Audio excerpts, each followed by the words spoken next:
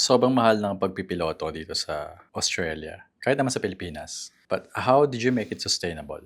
To be honest, in the Philippines, yung first Spartan training ko in private pilot license, I was so grateful because yung family ko is very generous. So, ang first Spartan training ko, it was shouldered by my parents and yung kuya ko. And without them, I wouldn't be here where I am right now. I started flying kasi 2018 eh. Pero, syempre, pandemic came, nawalan kami ng funds yung family ko. Mahina yung business, and I didn't have someone to run to. So, ang nangyari is that kailangan ko mag-isip ng ways to make this work. So, at ang sabi nga nila, di ba, if gusto mo, may paraan. If ayaw mo, maraming dahilan. And kailangan ko lang hanapin yung way na yun para makontinue ko yung flying ko. So, yung latter part, 70-80% of my flying, sinelf-fund ko na siya. So, I juggled 3 jobs whilst studying. So, full-time job, Saturday, Sunday, pumupunta akong Bulacan to fly. So, it was very tiring. Siyempre, burnt out din nakasama. Pero again, pag may gusto kasi ako, I think nandun akong tao. If may gusto ako, hahabulin ko siya. Kahit gaano katagal, kahit gaano kahirap. Kung ano mang resource na kailangan kong gawin, kailangan magawan ko siya ng paraan.